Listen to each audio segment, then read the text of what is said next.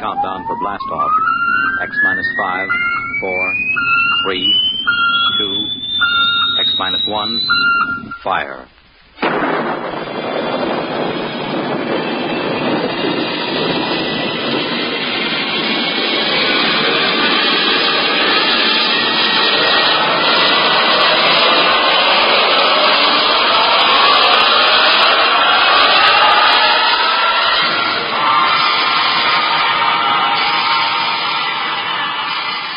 From the far horizons of the unknown come transcribed tales of new dimensions in time and space.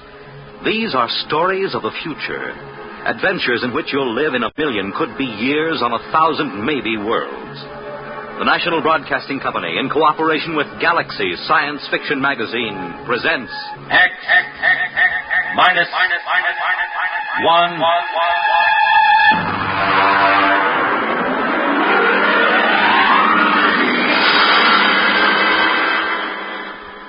Tonight's story, A Gun for Dinosaur, by Sprague de Camp.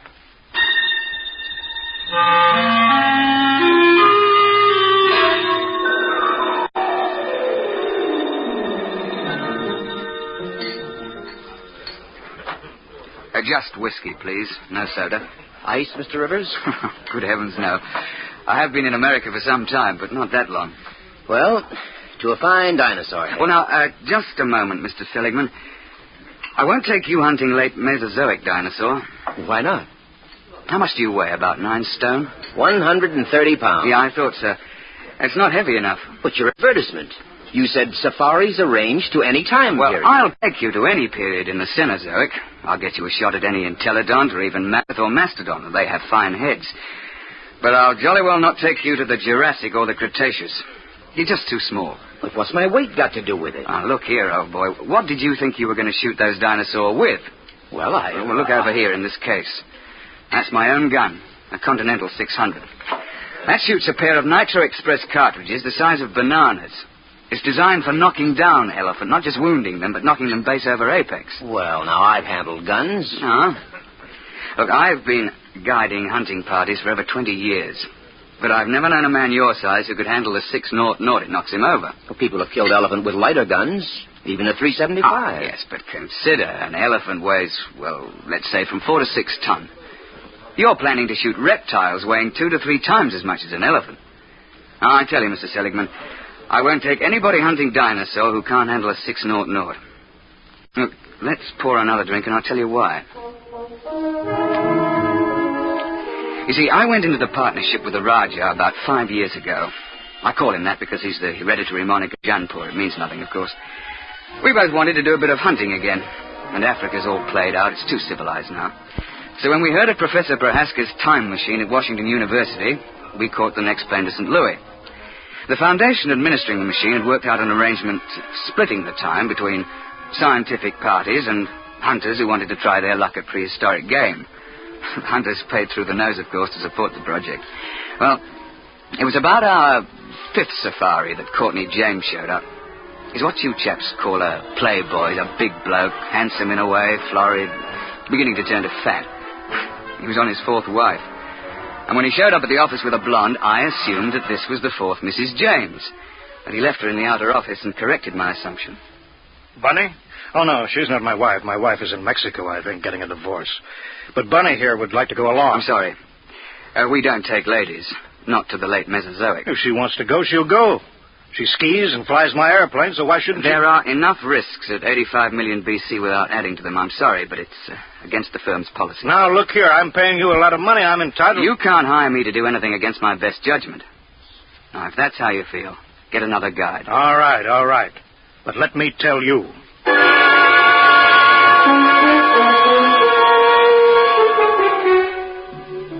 Oh, it ended with my telling him to get out of the office or I'd throw him out.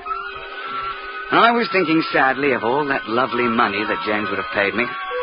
When in came another side. An August Holsinger, a slim, bald chap with glasses. Mr. Rivers, I don't want you to think I'm here under false pretenses. I'm really not much of an outdoorsman, and I'll probably be scared to death when I see a real dinosaur.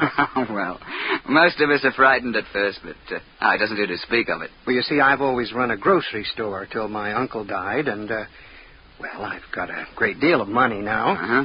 I'm building a new house. I'm engaged, getting married, and, well, I'm determined to hang a dinosaur head over my fireplace or die in the attempt.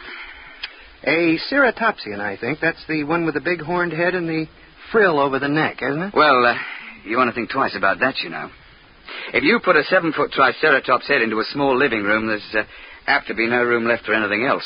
I know it's ridiculous, but I'm determined to do something big for once. Since there's no more real big game hunting, I'm going to shoot a dinosaur and hang his head over my mantel. I'll never be happy otherwise.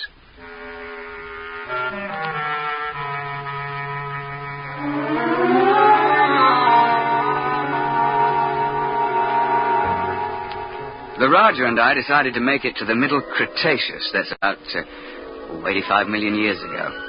It's the best period for dinosaur in Missouri. So we drove Holtzinger into the country to try the 600. It's rather heavy. Look, you look out. There's quite a kick. Couldn't you fire it prone? Oh, not a gun that big. There's not enough give. You'd break your shoulder. All right. Take the safety off. Like this? Take my hand. I'll help you up. Thank you. I think I better try something smaller. Well, he took a fancy to my Manchester 70, chambered for a .375 Magnum cartridge. That's a little light for elephant, and very definitely light for dinosaur, but we were in a hurry. And then, of course, just before we were ready to trek, James showed up and apologized for insulting me. He'd had a run-in with the girl, and he wanted to go along. And so we were off on safari. You all ready, gentlemen? Why, yes, I suppose so. Mr. Holtzinger, you've met my partner, the Raja of Jaunpur. How do you do, sir? How do you do? Well, shall we get cracking? After you, Mr. Holtzinger. Mr. James. Thank you. Let's get going. All set. We'll slam the hatch and off we go. What happened? Nothing till the force field is built up. There she goes. What happened to the lights? Well, there's no current while we're in transition. I don't feel well. There's usually a touch of vertigo. I shouldn't worry about it. Look, where do you shoot for? I mean with dinosaur. What is the best shot? Well, you don't try for his brain, They don't have any. Well, to be exact, they have a little bump about the size of a tennis ball on the top of their spines. And you're not likely to hit it when it's embedded in a 6-foot skull. Try for the heart. They have big hearts, over 100 pounds.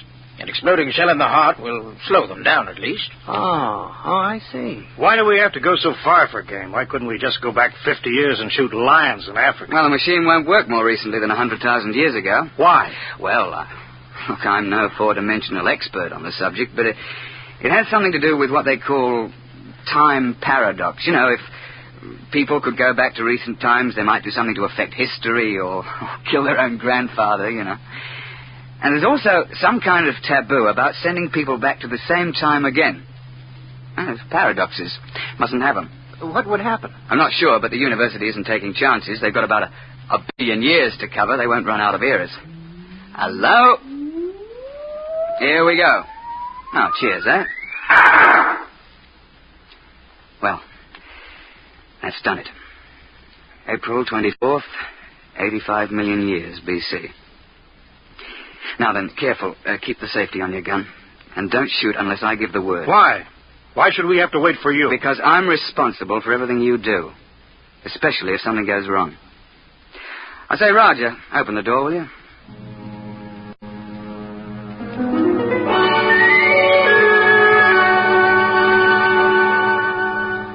In this period, the time chamber materializes on top of a rocky rise. At the west, you see the arm of the Kansas Sea that reaches across Missouri, and the big swamp where the sauropods live. To the east, the land slopes up to a plateau. It's good for ceratopsians. The finest thing about the Cretaceous is the climate. It's balmy like the South Sea Islands, and not so muggy as the Jurassic. We set the time chamber back off and looked about. It was spring, with the dwarf magnolias in bloom all over. Down towards the Kansas Sea, cycads and willows grew, while the uplands were covered with screw pins and ginkgo. Yeah, well, I'm no ruddy poet, but I can appreciate a beautiful scene. Well, I was looking through the haze and sniffing the air. I got him! What the devil? You see it? There it goes! Confound it, you idiot! I told you not to shoot without word from me. And what happened? An ornithomine. Wandered out of the copse. Mr. James gave him both barrels. Missed. Now, look here, James. One of the biggest dangers on a safari is trigger-happy sahibs who get panicky. You're not to shoot unless you're told. You understand? Who do you think you are to tell me when to shoot my own game? Now, look here. Firstly, if you shoot up all your ammunition before the trip is over, your gun won't be available in case of a pinch.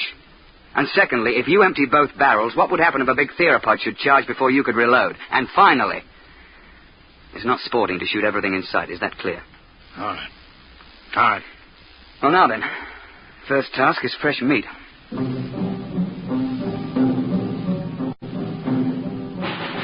As I told you, Holsinger wanted to sell a Topsian head.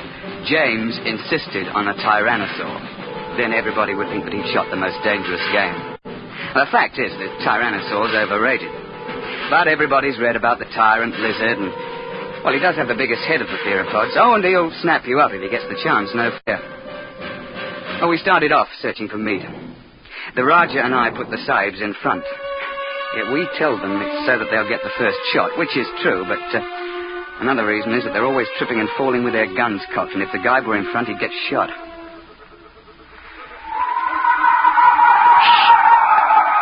Boneheads. Where? See? Crouching over there. Feeding on those cycads. It's about the size of a man. They look intelligent. Well, not likely. That bulge on the head is solid bone. Now then, hold on there, James. You've had your shot for the day. Hold your fire until Holsinger shoots. Yeah, sure. All right, go ahead, Mr. Holsinger. Doesn't matter which one? No, here. Try that one by the rock. There's a good clear shot. Well, take your safety off. Oh. Go ahead now. Well? Shh. Nuts. I've had enough of this. James, don't. I got him clean right through the heart. First shot. How's that? I thought you were going to give Holsinger the first crack. It's his turn. Well, I waited. Took so long I thought he'd gotten buck fever. Very well. But if this sort of thing happens once more, we leave you at camp the next time we go out. The next couple of days we trekked around the neighborhood and then headed over to the sauropod swamp, over to the west. We were staked out along the edge of the lake, watching a big beggar out in the swamp waving his head about. And they're the big ones. They look something like the brontosaur. Can't we shoot him? I wouldn't. Why not? Well, there's no point to it, and it's not sporting. Like, if you kill one in the water, he sinks and can't be recovered. And if you kill one on land, well, the only trophy is that little head on the top of that long neck. You can't bring that whole beast back because he weighs 30 tons or more. That museum in New York got one. Oh, yes. Well, they sent a party of 48 to the early Cretaceous with a .50 caliber machine gun. They spent 2 solid months hacking and sawing the carcass apart and hauling it to the time machine. I know the chap on the project, and he still has nightmares in which he smells decomposed dinosaur. And they also had to kill a dozen big sauropods who came in for the party. And then they had them lying around, too. They lost 3 men. Reggie. Duckbill. Where? Where are they? Up there at the shoreline. Now, keep your voices down. You see? With a crest on the back of their heads. Mr. Rivers, I've been thinking over what you said about those heads. If I could get one of those duckbills, I'd be satisfied. It'd look big enough over my mantle, wouldn't it? I'm sure of it, old boy. Well, let's be off. Roger, you wait here with Mr. James. Shouldn't take us long.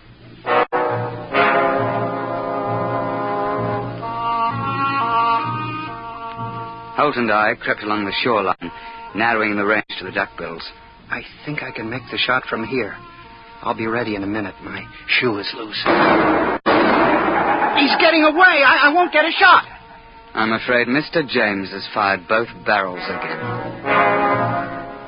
James, that's the second time you spoiled my shots. I ought Don't be a fool. I couldn't let them wander into camp, stamping everything flat. There was no danger of that. You can see that the water is deep offshore.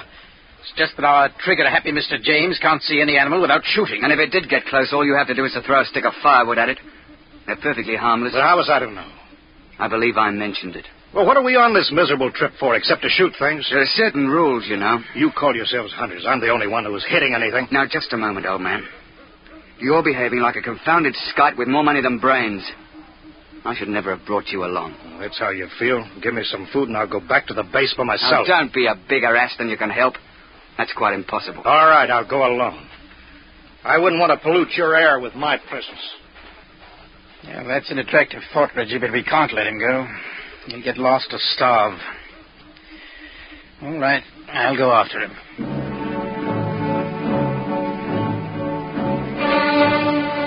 So we stumbled along for several more days, James on his good behavior for a change. And on the 1st of May, we broke camp and headed north to the hills.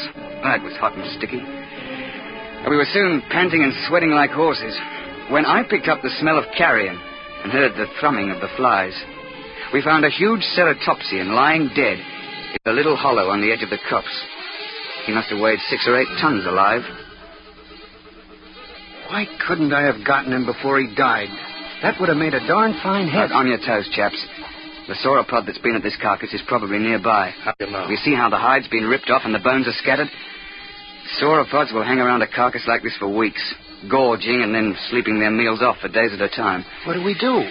Well, that's what we came after.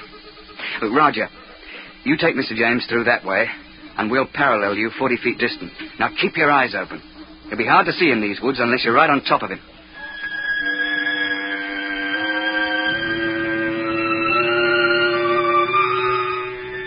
We pushed through the edge of the copse, looking for the huge flesh-eater who'd been at the carcass. I could hear James and the Rajah pushing ahead on my right.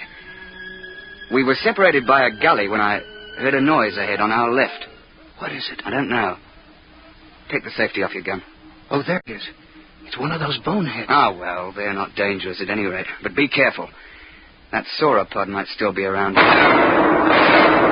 got him! Got him clean! Well, he's done it again.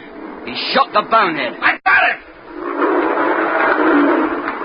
Look out! Look out! Tyrannosaur!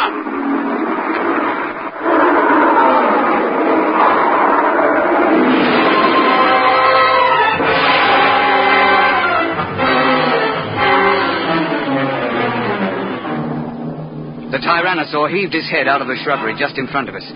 Look, the scientists can insist that Rex is bigger than Trionches, but I'll swear that this Tyrannosaur was bigger than any Rex ever hatched. It must have stood 20 feet high and been 50 feet long. I could see its big, bright eye and 6-inch teeth. He'd been sleeping off his last meal, and James fired off both barrels over his head at the bonehead and woke the Tyrannosaur up. Get back! Get back, you fool! Gun's empty and Roger can't get a shot. Found it, there goes the beast in behind those ferns. Holsinger! Holsinger! Come back! Your gun's too light for that beggar! James came bolting back in a panic and blundered into the Rajah, sending both of them sprawling under the ferns. The Tyrannosaur came after them to snap them up. Holsinger began to blaze away. He got off 3 shots through the beast's body with that little light gun. The Tyrannosaur whirled around to see what was stinging it. The jaws came open, and the head swung around and down again. Holsinger got off 1 more shot and tried to leap to one side. The Tyrannosaur continued its lunge and caught him in its jaws as he fell. Reggie, stand clear! Heart's the only chance. It's no use, there he goes. Try a long shot. Ah, no, missed him clean. Poor Holsinger. Well, that's the end. He stopped screaming. Did you notice? Oh, yes. Well, I expect we'd best track the beast. He might be dying. We should try to recover Holsinger's remains. Yes, there's nothing else to do. No, nothing. It's a bad show all round.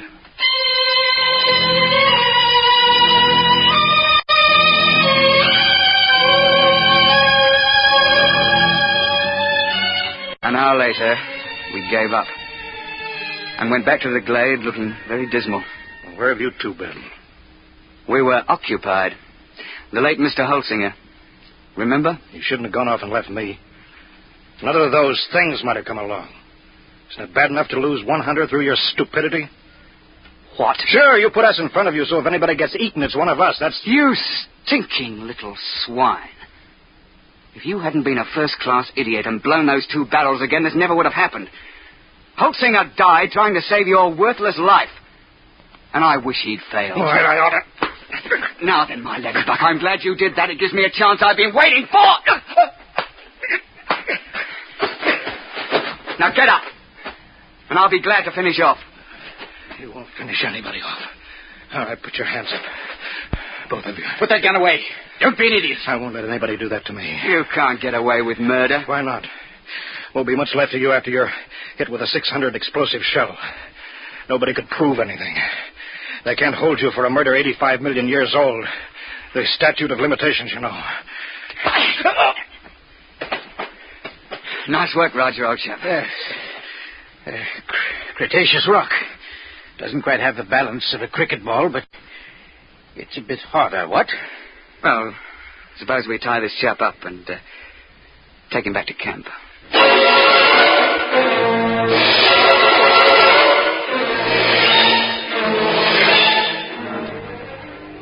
When the time transition chamber finally arrived, we fell over one another getting into it.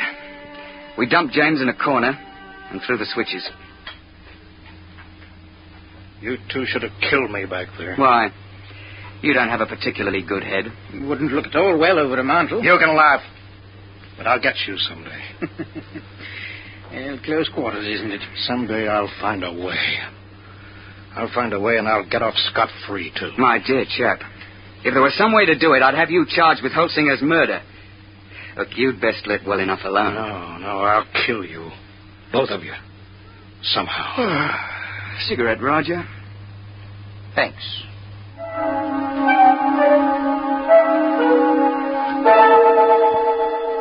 When we came out in the present, we handed him his empty gun, and off he went. We paid everybody off, found that we were broke. But quite luckily, a steel manufacturer turned up who wanted a mastodon head for his den. While we were standing in the laboratory at the university waiting for the time chamber, the technician, he's a bookish chap, a theoretical temporal physicist, was watching his dials and scopes. Oh, by the way, Mr. Rivers, you just missed him. Missed who? That last client of yours, Mr. James. Well, that's good luck. What was he doing here? Oh, he told me quite a tale. Said he'd lost his wallet back there. Said it contained some very valuable papers. It must have been valuable. He paid the university fee of $5,000 for the use of the chamber. He's on his way back there now. Back where?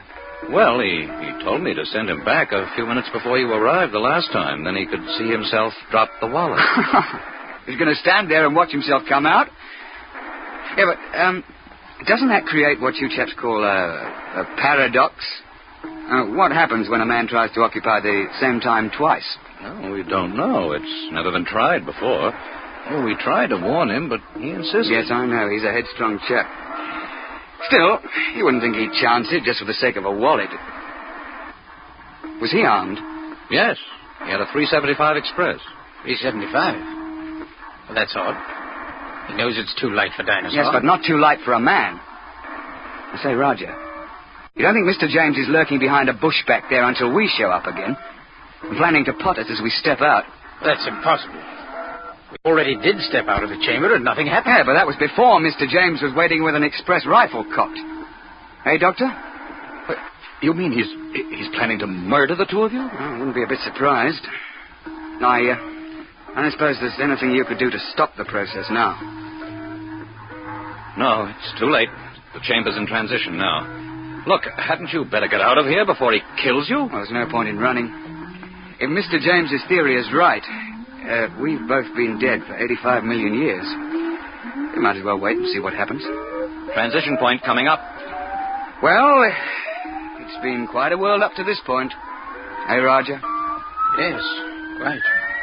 Here it goes.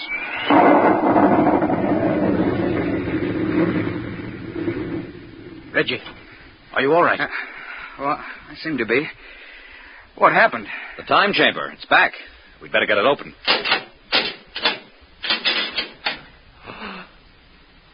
Good Lord, look at that.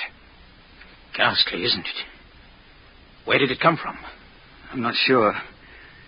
I rather think it came from the Middle Cretaceous era. It wasn't here a moment ago. Ghastly mess.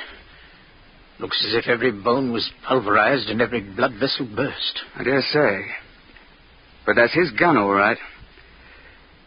It's James, there's no doubt of it.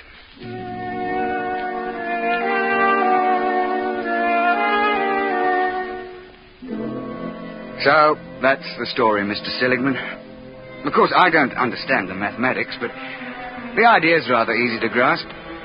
nobody had shot us when we first emerged on the 24th of April, 85 million BC. And so, of course, that couldn't be changed. The instant James started to do anything that would make a paradox, the space-time forces snapped him forward and ripped him to bits. Well, they know a good deal about that now, and there's a safety margin of 500 years between each trip.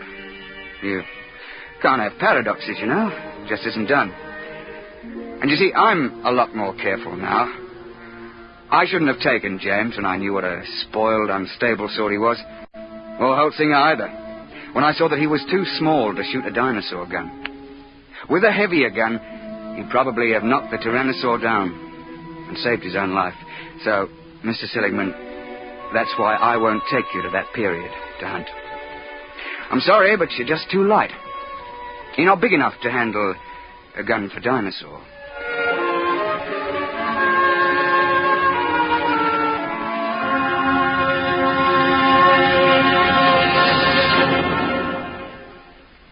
You have just heard X-1, presented by the National Broadcasting Company in cooperation with Galaxy Science Fiction Magazine, which this month features the story of a man who develops a spaceship that travels so fast that its pilots vanish mysteriously into thin air.